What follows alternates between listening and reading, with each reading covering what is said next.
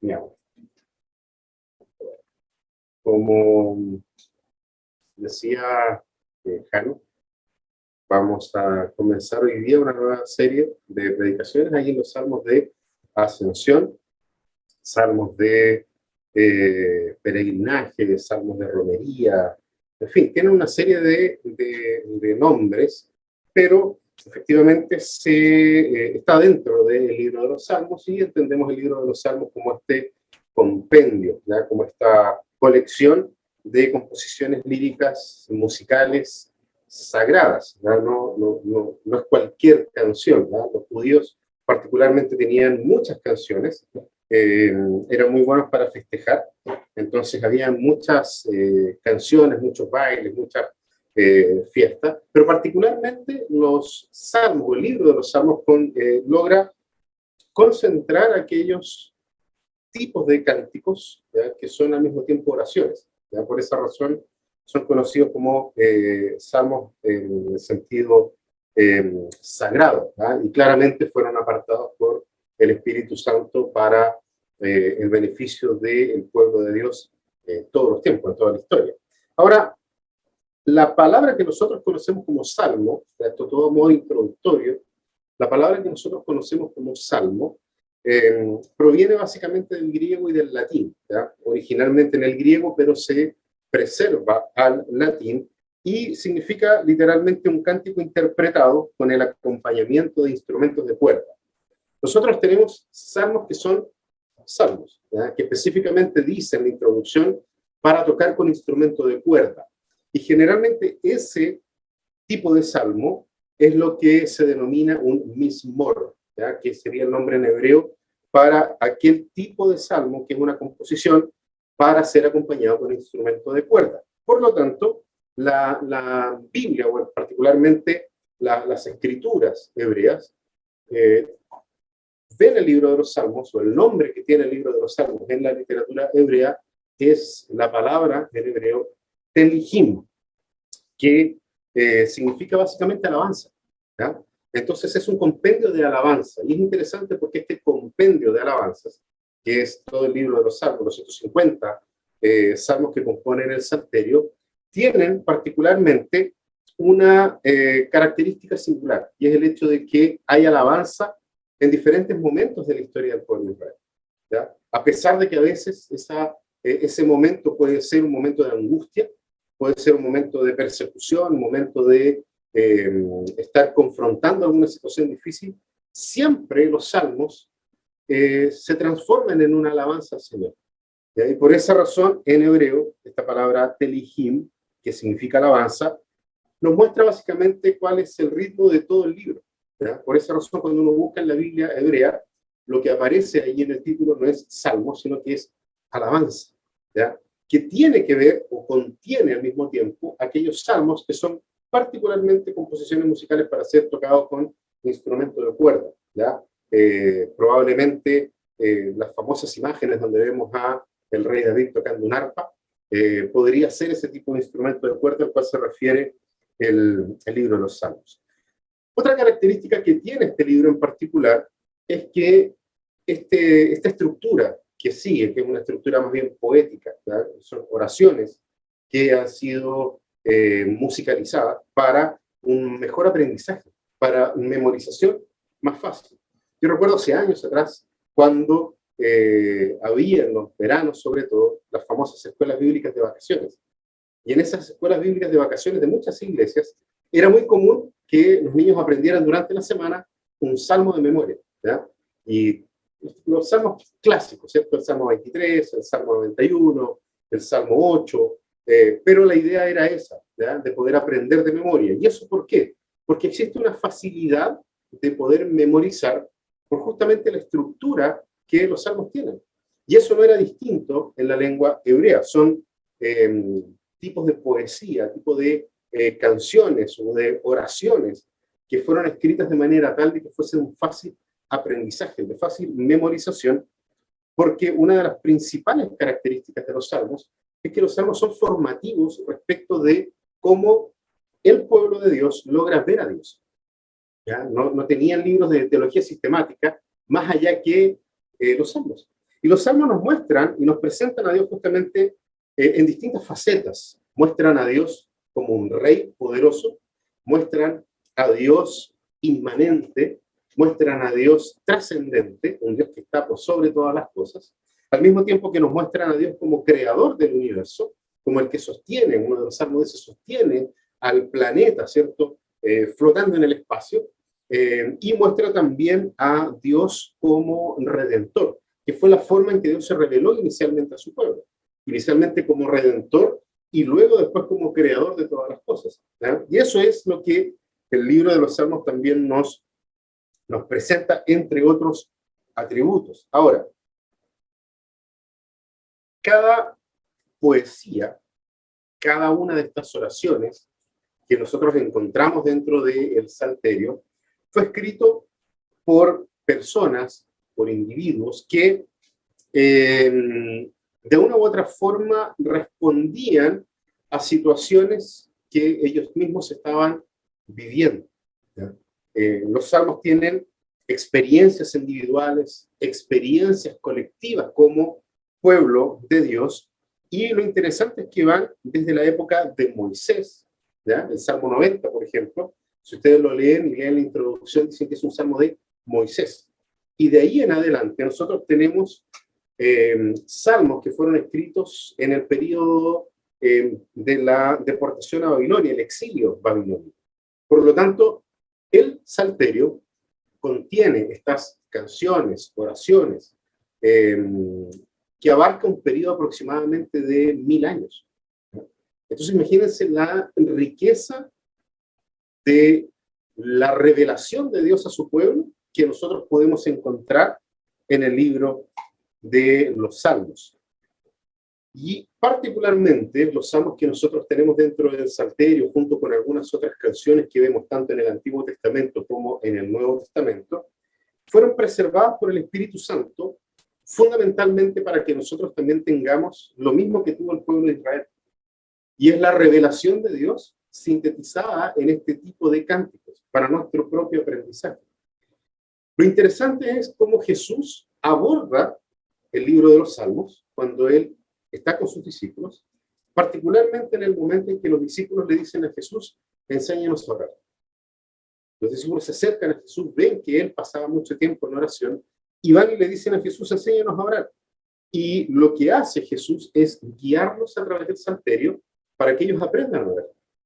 Todo lo que el Salterio dice, por ejemplo, hay muchas personas que plantean de que efectivamente Jesús es el primero en traer la noción de Padre. La semana pasada, cuando hablamos sobre el Abba, Padre, yo justamente decía de que efectivamente Jesús trae la nomenclatura al Nuevo Testamento, pero ya el libro de Salmos hablaba de Dios como Padre, ¿ya? Entonces, fíjense en cómo Jesús conduce a su pueblo a poder tener una relación directa con él, y el Espíritu Santo preserva esa realidad también para nosotros y nos enseña. O sea, el libro de los Salmos, al final de cuentas, es un libro, como bien dije, formativo, y para nosotros nos ayuda a justamente poder aprender a cómo orar, particularmente a cómo nosotros podemos reaccionar ante las experiencias de la vida, ¿ya?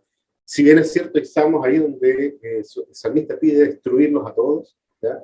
Hay un salmo en particular que dice, bendito el que azotare a tus hijos en contra de la roca, por ejemplo, salmo imprecatorio, ¿ya? Y ciertamente, como el libro de los Salmos está dividido en 5 libros, ¿ya?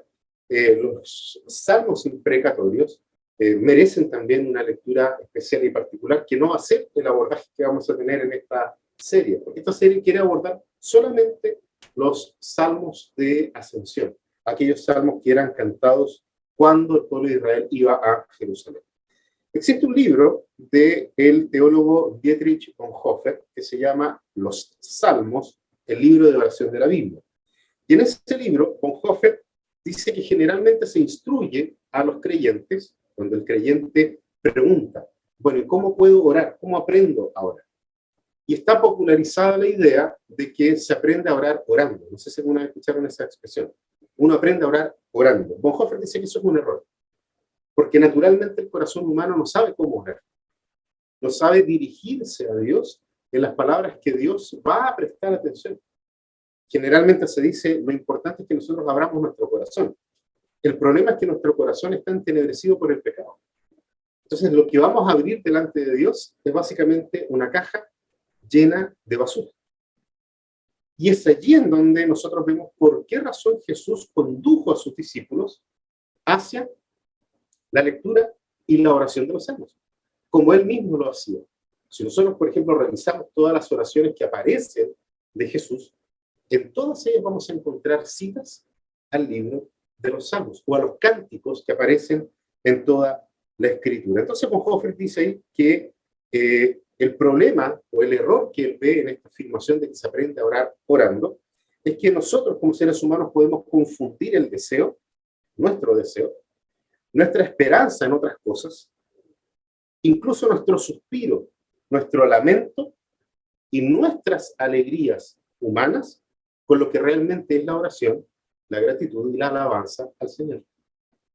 Por esa razón, entonces, Bonhoeffer dice que orar no significa únicamente abrir el propio corazón, porque estoy leyendo literal lo que dice él en ese libro, sino que encontremos el camino que conduce hacia Dios para poder dialogar con Dios. Y ese camino ciertamente lo abrió Jesucristo. Él abrió el camino, él dijo, yo soy el camino.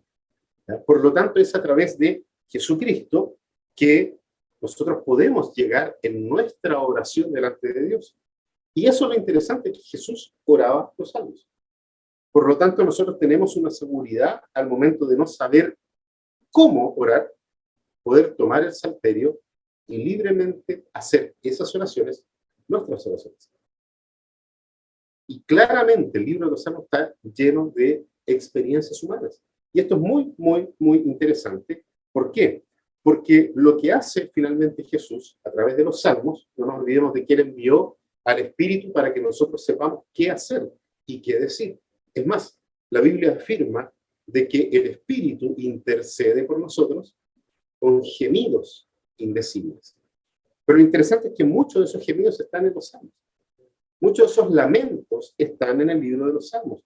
Porque lo que hace el Espíritu Santo, Jesús a través del Espíritu Santo, es que Jesús quiere orar por nosotros a través de los Salmos. Entonces, fíjense de la importancia y la relevancia que tiene este libro para nosotros. ¿Por qué? Porque es el lugar en donde nosotros vamos a encontrar oraciones que nos van a llevar a sentirnos seguros, que nos van a llevar a que nos sintamos gozosos sabiendo a través de los salmos de que Dios nos escucha, de que Él efectivamente atiende su oído, como lo dice también el libro de los salmos. Atiende, oh Dios, a mi clamor. Y aquí está Dios, atendiendo a nuestro clamor. ¿Por qué? Porque Él mismo nos está enseñando cómo nosotros podemos orar. Y esto, hermanos queridos, es tremendo, porque al final de cuentas el Espíritu Santo inspiró a cada autor de los salmos para que el propio Hijo de Dios pudiese orar.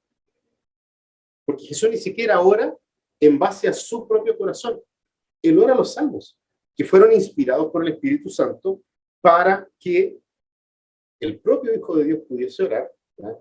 Timothy Keller habla mucho sobre eso, por ejemplo, y al mismo tiempo, en él, todo el pueblo de Dios también pueda orar a través de las oraciones que el Espíritu Santo colocó, que el Espíritu Santo nos dejó en el libro de los Salmos. Entonces, fíjense, Bonhoeffer termina diciendo lo siguiente: no es en la pobreza de nuestro corazón inestable, sino en la riqueza de la palabra de Dios, lo que debe determinar nuestra plegaria en las diversas experiencias de la vida. Nuestro corazón es pobre, nuestro corazón ha sido empobrecido por el pecado, y solamente la palabra de Dios tiene palabras de vida eterna. Es allí en donde está realmente la riqueza a través de la cual nosotros podemos presentarnos delante de Dios. Es en aquel lugar en donde nosotros tenemos la manera de poder leer nuestras experiencias de vida y al mismo tiempo expresar nuestras experiencias de vida de la manera en que Dios las va a atender. Allí alguien podría intervenir y decir, pero los salmos fueron escritos por hombres, fueron escritos por personas con corazones tan pobres como los nuestros. Sin embargo, Moisés y David, por ejemplo, que aparecen dentro del libro de los Salmos, son prefiguraciones de Cristo. No son cualquier hombre, no son cualquier persona. Ellos estaban llenos del Espíritu Santo y en esa llenura del Espíritu Santo, ellos escribieron los textos que están aquí. Y por lo demás, ellos fueron inspirados, no nosotros. Entonces las palabras de ellos son plenamente inspiradas por el Espíritu Santo. La de esos salmistas, no las de los salmistas modernos. ¿Ya? Los salmistas modernos, o los que se denominan salmistas hoy en día, no son inspirados. No tienen la inspiración del Espíritu Santo y mucho menos ninguno de ellos es una prefiguración de Cristo. Esa es la gran diferencia entre un cántico moderno, con todo lo hermoso que pueden ser, y los cánticos que aparecen en las Escrituras.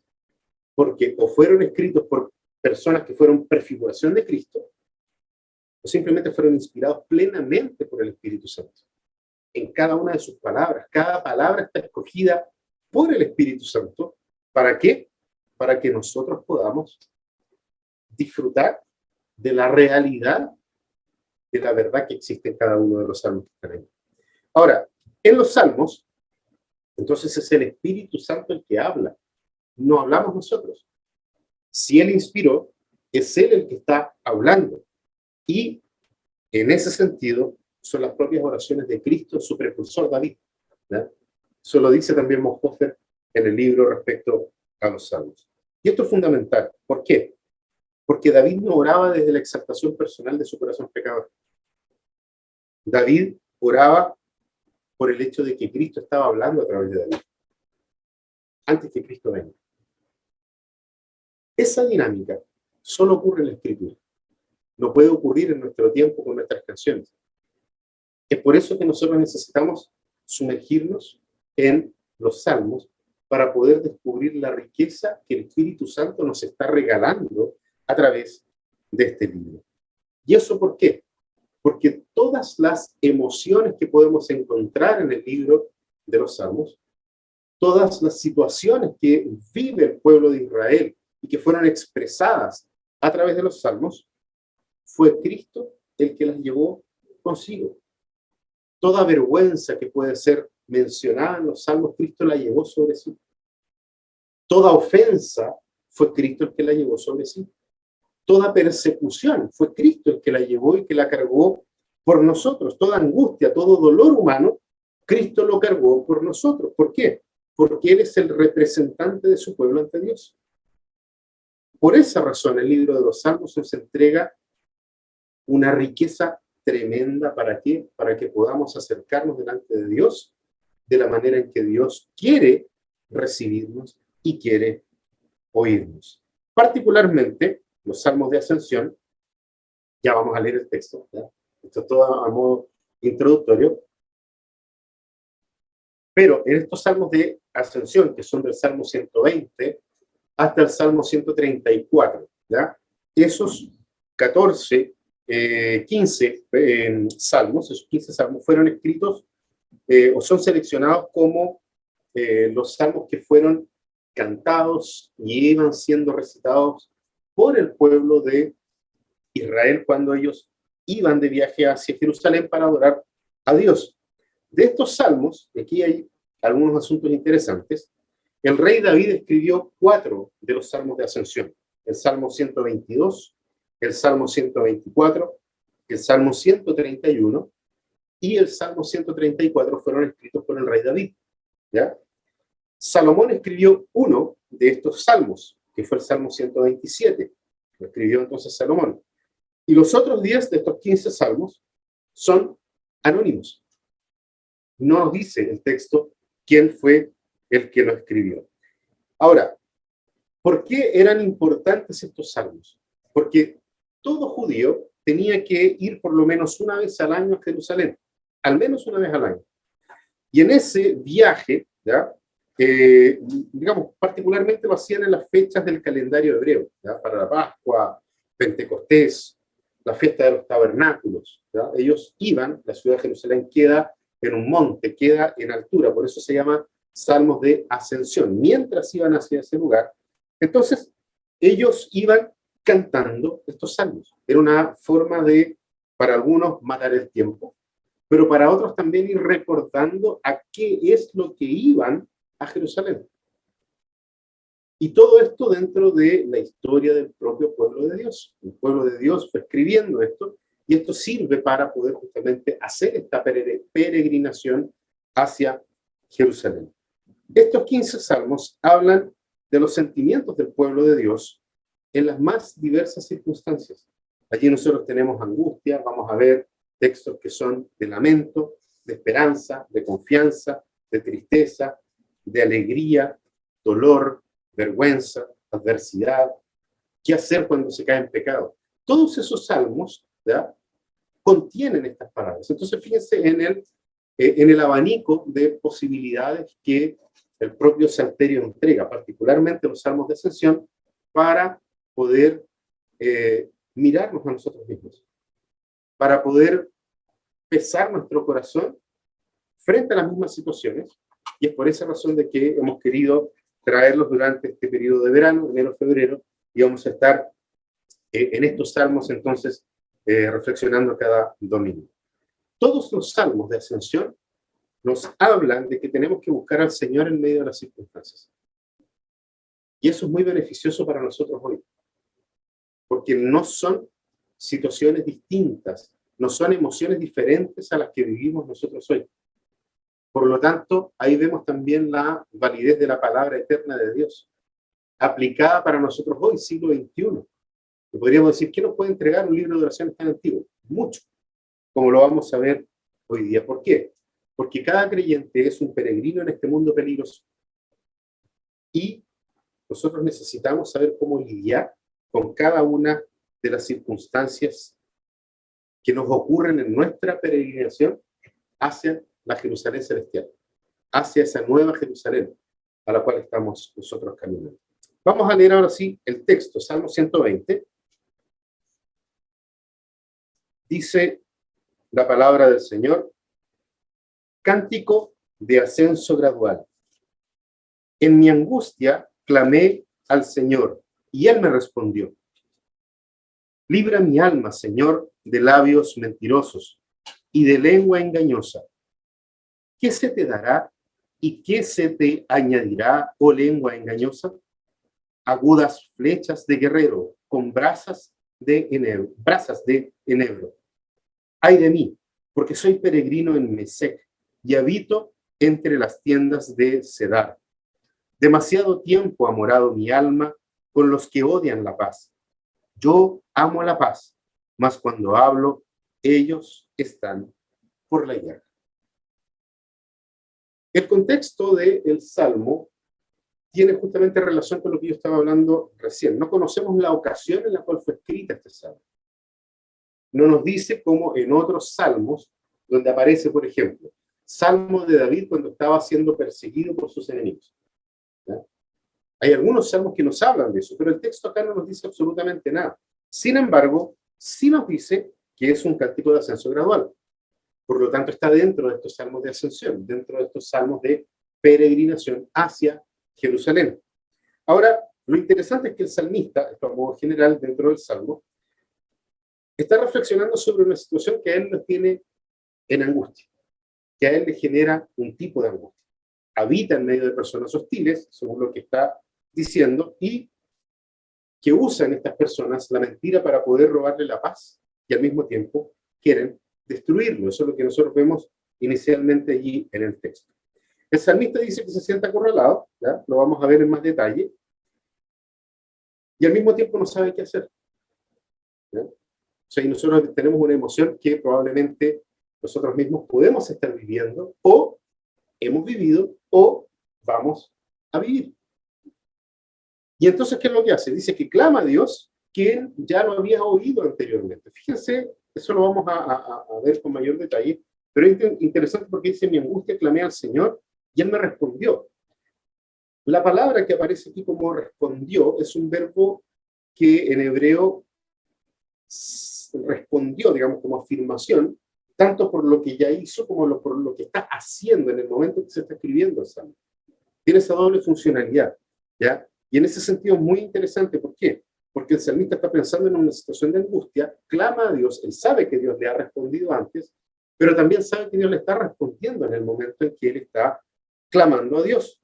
Y eso es muy, ya nos muestra lo que inmediatamente va a decir, como les digo, ya lo vamos a ver en más detalle, porque al final de cuentas Dios le responde inmediatamente dentro del mismo salmo, y le responde tal vez no de la forma en que él quería, como el salmista le hubiese gustado, eso lo vamos a ver en el detalle, pero sí, Dios no deja de responderle.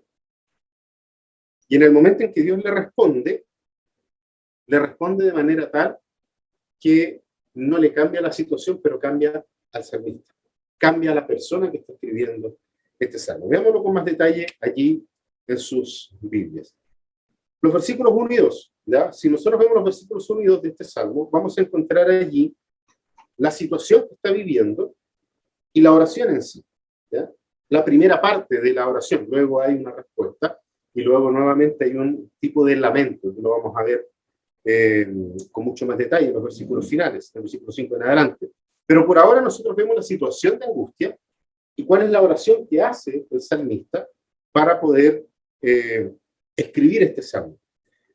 Lo primero que nosotros vemos en el versículo 1 es súper claro porque dice, en mi angustia clamé al Señor. Ahí no hay mucho a lo cual que nosotros podemos interpretar, ¿ya? Lo que dice es lo que es. El salmista está angustiado y por esa razón él clama a Dios. Eso ya a nosotros nos muestra la forma en que el pueblo de Dios confiaba en Dios.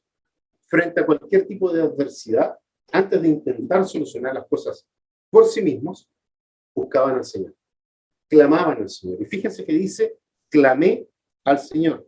La palabra clamar es mucho más que simplemente pedir algo. Es pedir algo con una intensidad, con un deseo de que la respuesta sea pronta. Yo sé que todos hemos pasado por situaciones en las cuales hemos clamado al Señor, ¿ya? Generalmente el clamar al Señor incluye un quebrantamiento del alma. Y esa es la situación del salmista en ese momento.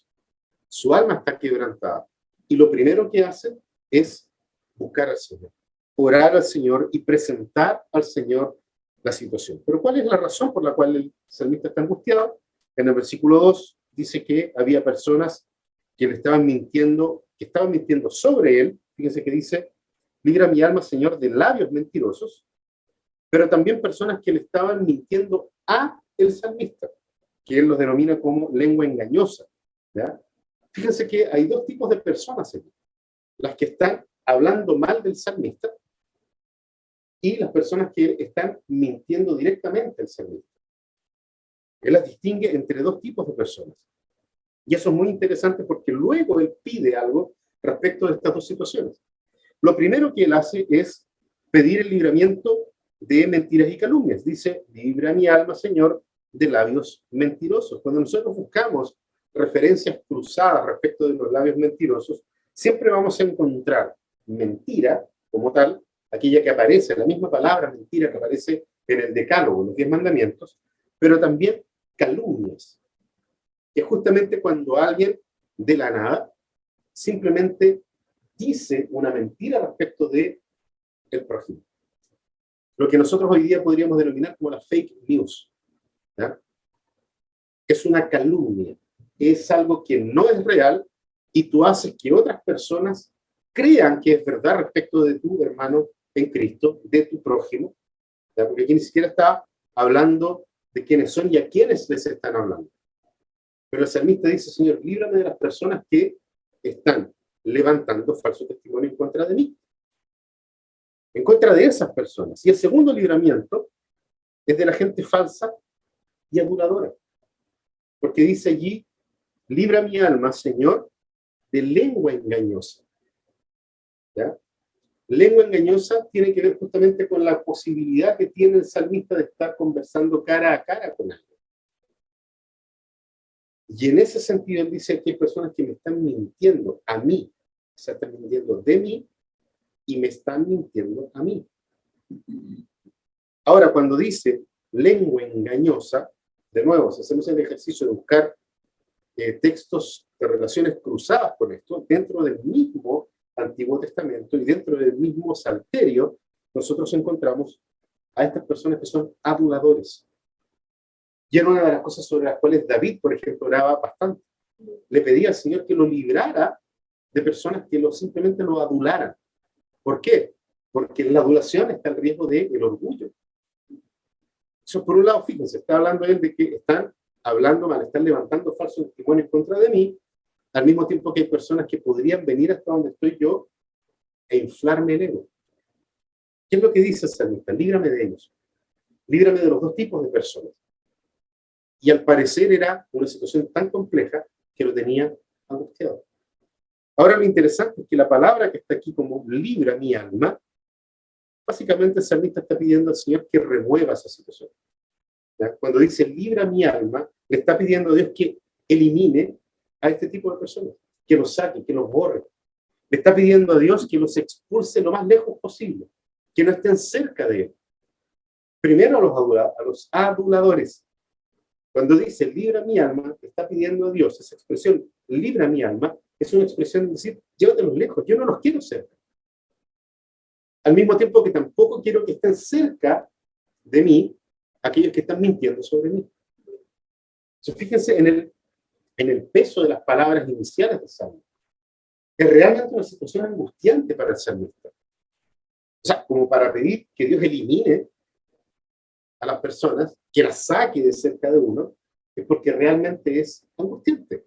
Es una situación compleja, una situación muy, muy complicada. Y esa es la razón por la cual él está angustiado. Hay personas que están hablando mal de él y hay personas que le están mintiendo directamente a él. De nuevo, no sabemos quién es. Pudo haber sido David y pudo ser. Pudo haber sido Salomón también. Sobre todo por la cantidad de gente que adulaba a Salomón. Pero el Salmo no lo dice. ¿Ya? El Salmo no nos dice cuál es la situación por la cual está pasando el salmista, pero sí es una situación que todos y cada uno de nosotros en algún momento, más o menos, ha vivido. Sobre todo cuando discutimos con la gente, cuando nos peleamos con las personas. De repente llegan a nuestros oídos, oye, pero a mí me dijeron que tú habías hecho esto. Yo no sé qué, nunca lo he hecho. ¿Ya? A esas personas que el salmista dice, Señor, es tanto que te pido que los saques de aquí. Elimínalos, líbrame de ellos. Yo quiero vivir en paz, lo vemos más adelante, ¿cierto? Que él busca la paz. Pero veamos la respuesta de Dios. Es interesante estos salmos porque son bastante rápidos. ¿Ya? No tienen, como otras partes de la Escritura, un desarrollo. Dios le responde inmediatamente.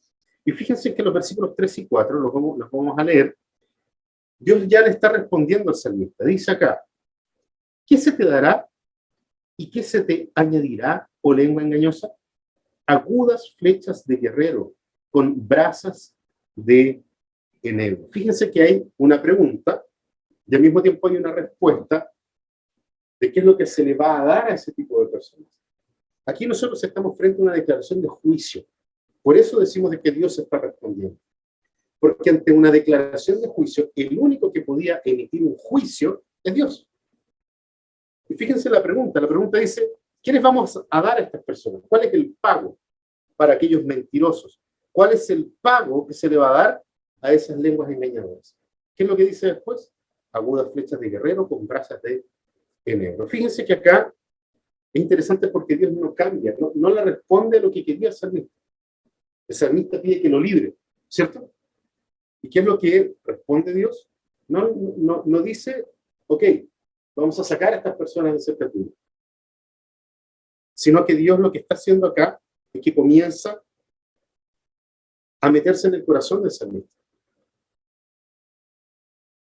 No cambia las circunstancias. Dios no le está cambiando las circunstancias que está viviendo el salmista. No remueve a los mentirosos, pero sí comienza a mover la perspectiva que el salmista tenía sobre la situación.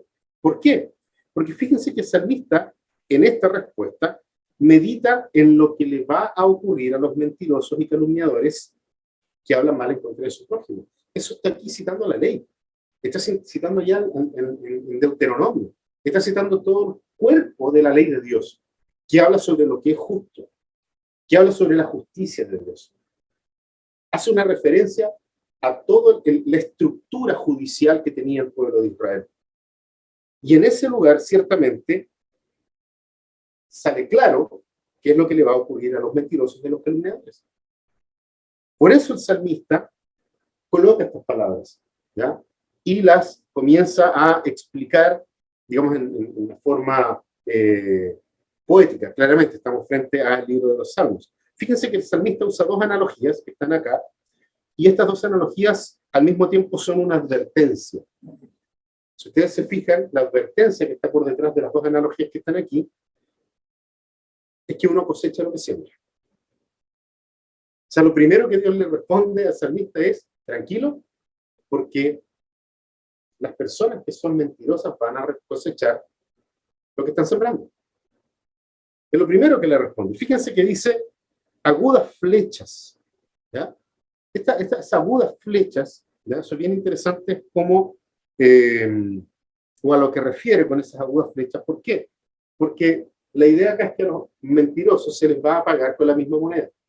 No que haya que mentir en contra de ellos, sino que esas mentiras se van a revertir, que es lo que la palabra de Dios dice. Mía es la venganza, dice el Señor. Yo pagaré. ¿Sí? Y es más aún interesante cuando nosotros vemos la segunda frase, porque habla ahí sobre las brasas de enebro, que básicamente son carbones encendidos. ¿Ya? Nosotros en Romanos, por ejemplo, tenemos una cita de esta misma situación, ahí en Romanos capítulo 12, versículo 17 al 21. Los invito a que lo podamos leer. Romanos 12.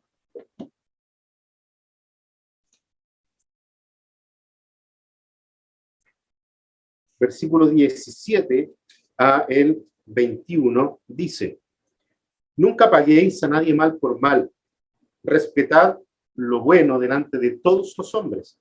Si es posible, en cuanto a vosotros dependa, estad en paz con todos los hombres. Amados, nunca os venguéis vosotros mismos, sino dad lugar a la ira de Dios, porque escrito está: mía es la venganza, yo pagaré, dice el Señor. Pero si tu enemigo tiene hambre, dale de comer, y si tiene sed, dale de beber, porque haciendo esto, carbones encendidos, ahí está la cita, amontonarás sobre su cabeza. No seas vencido por el mal, sino vence con el bien el mal. Estos carbones encendidos son vergüenza para aquellos que están emitiendo las palabras que tienen angustiado al salmista. Estas brasas encendidas, o sea, cuando uno se pone cerca del fuego, lo primero que nos pasa a nosotros es que nos ponemos colorados, ¿sí? Nos da calor, ¿sí? Y es muy difícil ocultar cuando uno está colorado. Vergüenza. Eso es lo que Dios le está diciendo al salmista. Tranquilo, yo no los voy a sacar de delante de ti. Pero recuerda una cosa: mía es la venganza, yo pagaré. Se les va a devolver lo que están haciendo en contra de alguien que es hijo de Dios. Van a ser avergonzados. Fíjense la respuesta que le da Dios al salmista. Nosotros muchas veces queremos que Dios nos responda en base a lo que a nosotros nos gustaría que ocurra, ¿ya? Pero Dios, ¿qué es lo que hace? Nos recuerda su fidelidad. En medio de situaciones difíciles, Dios nos responde con su fidelidad. Y nos dice: tranquilos, mía es la venganza, yo pagaré. Lo interesante es que esta situación que Dios ya prometió podría ocurrir durante la peregrinación, ¿ya? Si iban orando esto, no nos olvidemos de la situación. Ellos van camino a Jerusalén haciendo este cántico, orando este cántico. Aquella persona que estaba viviendo esa situación iba hacia Jerusalén repitiendo este salmo. Y claro, Dios podría responder en el mismo momento, pero al mismo tiempo, Dios había establecido un momento en el cual todo esto iba a tener un fin. Y al mismo tiempo está invitando al salmista e invitándonos a todos nosotros, a través de esto, a que pensemos también en esa posibilidad. Él puede terminar con esta situación, Él puede avergonzar a los que nos han, o a los que han mentido en contra de nosotros ahora. Pero si no es ahora, hay una cosa que es verdad: Él lo va a hacer. Y lo va a hacer el día del juicio final. Fíjense lo que dice el Salmo 140. Este es un salmo que está bien luego, después de los salmos de ascensión. Y en el Salmo 140, nosotros vemos de nuevo, una relación directa con lo que estamos leyendo recién acá. Salmo 140, versículo 10. Dice, voy a leer desde el 9, ¿ya? Porque nos ayuda a entender mucho mejor. Del 9 al 11. En cuanto a los que me rodean, que la malicia de sus labios los cubra. Caigan sobre ellos carbones encendidos. Sean arrojados en el fuego. Eso es una cita al infierno.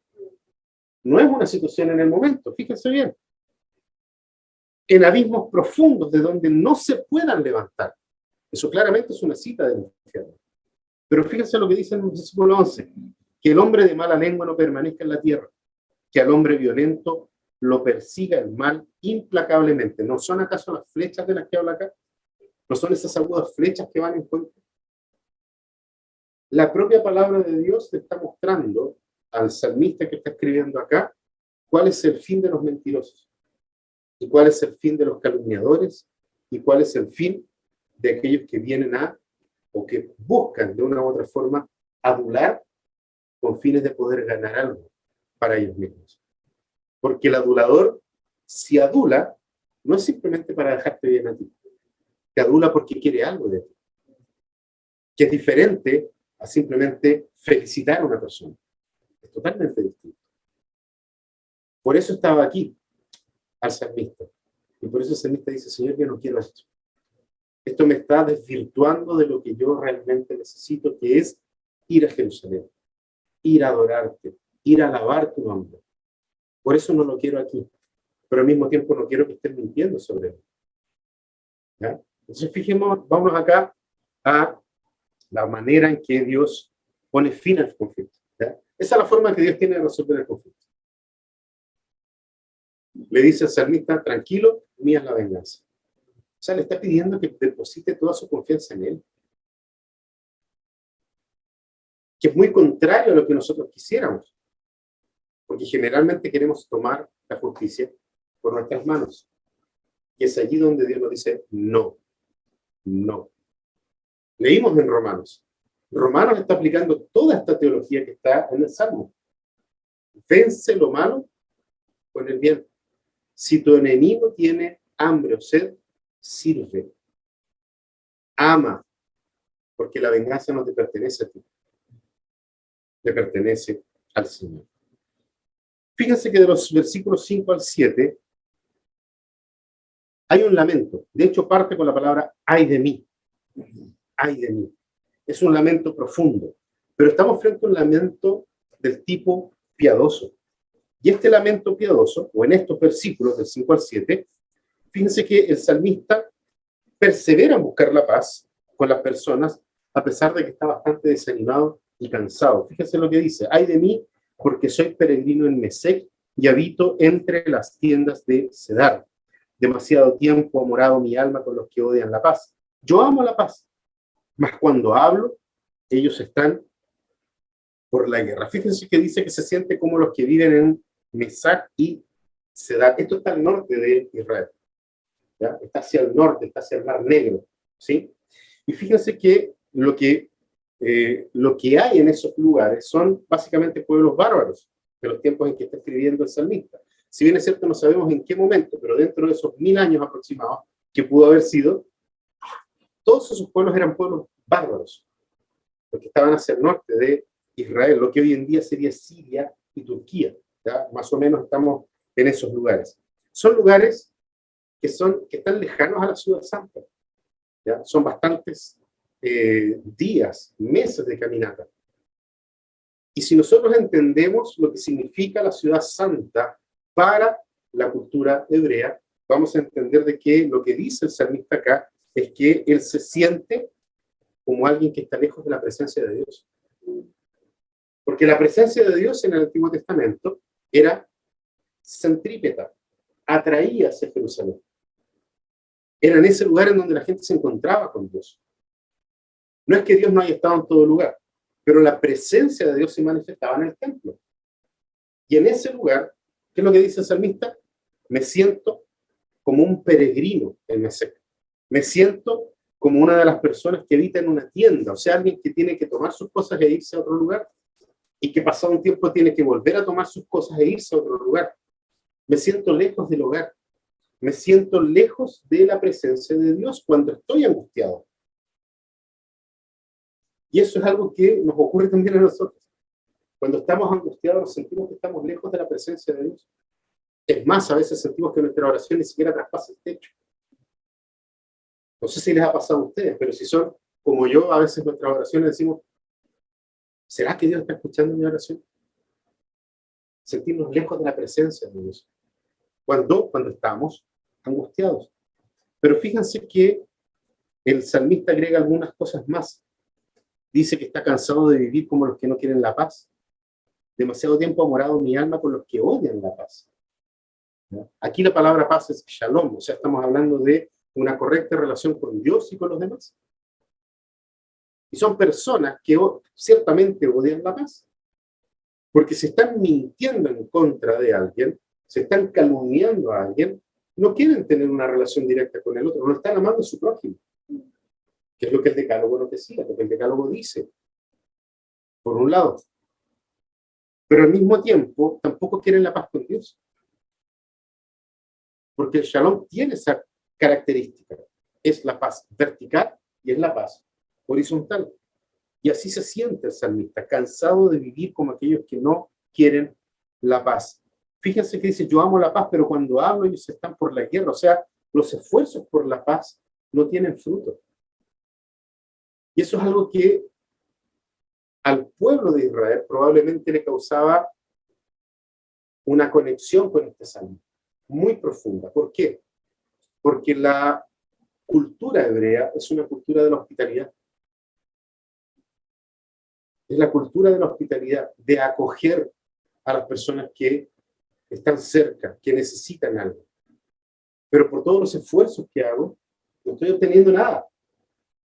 ¿Y qué es lo que dice el salmista? Me siento que estoy cansado. Que estoy cansado de hacer el bien. Que estoy agotado de pagar el mal con bien.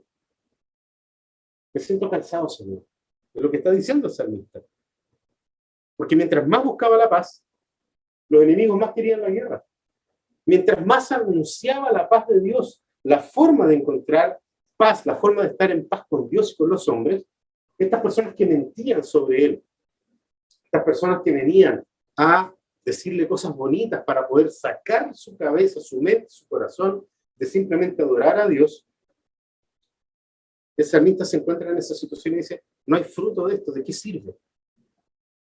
Y fíjense ustedes de que nosotros, si leemos el Salmo, pareciera que el Salmo termina en este lamento. Pero como yo les decía, es un lamento del tipo lamento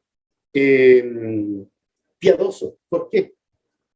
Porque no nos olvidemos de nuevo en qué lugar está el salmista en ese momento. En qué lugar está el pueblo de Dios cantando este salmo. Están yendo camino a encontrarse con Dios. Están camino a Jerusalén. Fíjense que lo que más dice acá es que a pesar de que él está buscando la paz, yo amo la paz, pero me hacen la guerra. He estado mucho tiempo con gente que odia la paz, pero voy camino a la ciudad de la paz. Jerusalén, la palabra Jerusalén significa ciudad de la paz.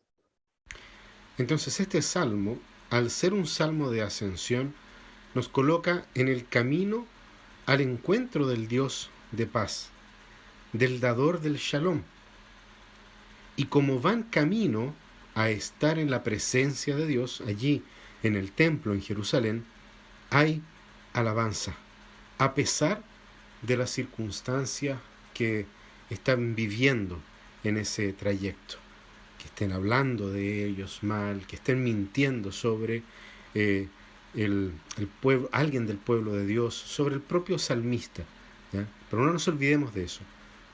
Son cantados en el camino a Jerusalén. Hermanos, quisiera dar algunas aplicaciones prácticas de este salmo. Iba a ser la tónica dentro de esta serie de predicaciones. Tal vez nuestra experiencia con alguna situación similar nos llama A querer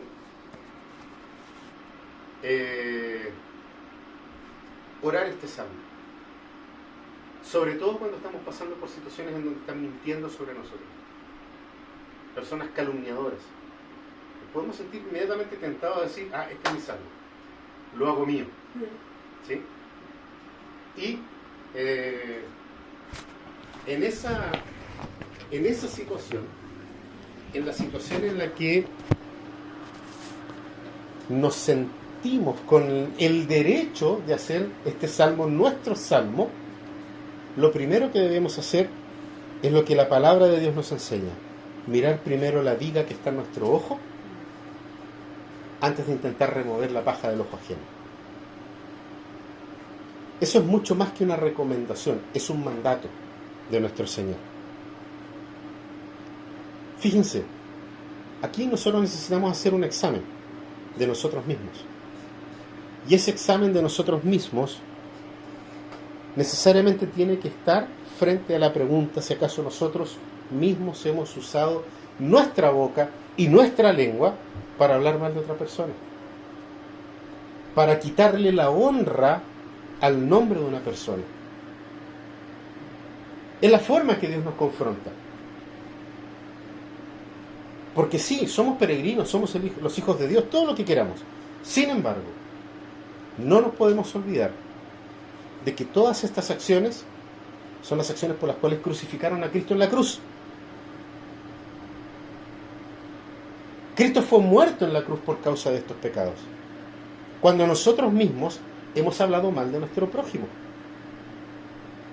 Antes de apropiarnos del salmo, primero tenemos que hacer un examen de nosotros mismos y ver si realmente nosotros hemos pasado por esto. ¿Por qué? Porque sí, lo primero que hay que hacer sería pedirle perdón al Señor. Pero no podemos simplemente apropiarnos del salmo para pedir que Dios elimine al que está hablando mal de nosotros. Porque en el momento en que estamos diciendo, Señor, elimina a los mentirosos, somos los primeros en morir. O deberíamos ser los primeros en pagar con nuestra vida por causa de nuestro pecado. Sin embargo, el Salmo también nos muestra algo, una realidad. Para quien vive en un ambiente hostil, sintiéndose oprimido, angustiado, el Salmo nos recuerda que una respuesta posible de Dios es darnos una perspectiva diferente del asunto que estamos viviendo. ¿Y quiénes son personas que están dentro de un ambiente hostil? Pensemos en los misioneros en el campo de misiones en donde realmente hay persecución en contra de la iglesia. ¿Acaso no sería un salmo para que ellos puedan cantar? ¿No sería una oración que brote de sus labios? Señor, estoy cansado. Todo este tiempo predicando el evangelio en este lugar y no hay fruto de nada. Me siento angustiado, me siento derrotado, me siento que no hay nada. Mientras más predico el evangelio, menos gente se reúne.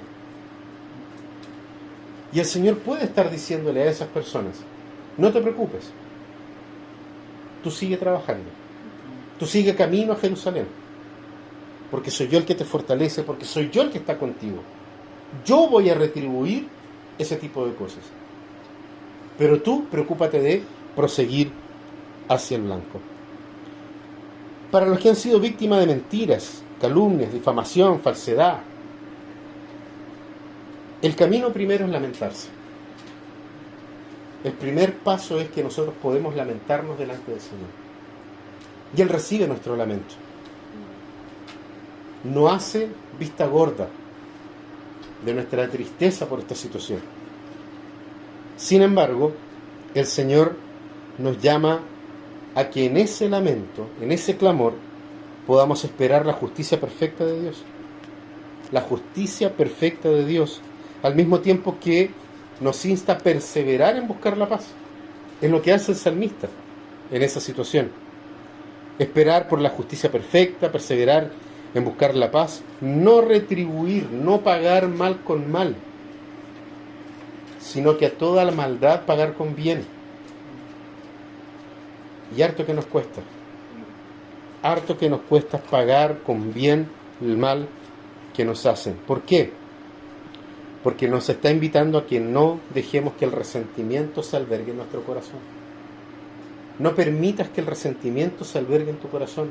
No permitas que ese dolor y angustia de todas las mentiras que han dicho sobre ti apague tu corazón. Apague el gozo de alabar al Señor. No nos olvidemos que esto es el libro de los Salmos. Es el libro de la alabanza a Dios, a pesar de las circunstancias difíciles, a pesar del lamento, a pesar del dolor que podamos sobrellevar. No es que a Dios no le importe el dolor, pero el Señor nos invita a que no dejemos que el resentimiento se aloje en nuestro corazón. No nos olvidemos nunca de que somos peregrinos dirigiéndonos a la Nueva Jerusalén. Y solamente en la Nueva Jerusalén nosotros vamos a encontrar la verdadera paz. Es allá, es ese horizonte que Cristo trazó para nosotros donde está nuestra paz. Allá, Él es el príncipe de paz. Él abrió el camino, como decíamos al principio de la predicación. Él abrió el camino para encontrarnos con Dios. ¿Y dónde nos vamos a encontrar con Él? En la Nueva Jerusalén, que Él está preparando para recibirnos a nosotros. Y esto es posible, queridos hermanos, porque Cristo es el camino. Solo Él es el camino por el cual nosotros peregrinamos hacia nuestra Jerusalén. Es Cristo. Él es quien llevó nuestra debilidad. Él es el que llevó nuestra angustia. Él llevó el dolor humano en su propia carne para darnos a nosotros libertad. Porque es Él el que representa a su pueblo delante de Dios. Él toma nuestro lugar en estas situaciones de angustia y es Él el que ora este salmo allá, a la diestra de Dios Padre. Allí está Cristo orando este salmo por ti y por mí. En ese lugar Él está derramando su corazón delante del Padre diciéndole: Señor, estoy angustiado. Y cuando Dios vio la obra de Cristo en la cruz, la Biblia dice que se sintió totalmente satisfecho. Por lo tanto, nuestra angustia llega delante de Dios como Dios la quiere oír. Y Dios la quiere oír en los labios de Cristo. Por eso nos tenemos que refugiar en Cristo. No hay otro lugar donde podamos estar, sino solamente refugiados en nuestro Señor Jesús. Los invito a que podamos orar. Padre Celestial, te damos gracias por la riqueza de tu palabra, por la riqueza del libro de los Salmos y por todo lo que podemos encontrar en cada una de sus palabras si fuese necesario. Ayúdanos, Señor, a apropiarnos de la realidad, de la verdad contenida en cada uno de los salmos que estamos comenzando a leer, pero que también podremos leer durante el resto de la serie. Oramos, Señor, rogándote que en el nombre de Jesús esto se haga una realidad en nuestros corazones para poder caminar en el camino de nuestro peregrinaje hasta la patria celestial con corazones alegres, corazones contentos, a pesar de la angustia y del dolor. Gracias, Señor, por Cristo, porque solamente en Él nosotros podemos hacer esto. Oramos en los méritos de Jesús. Amén.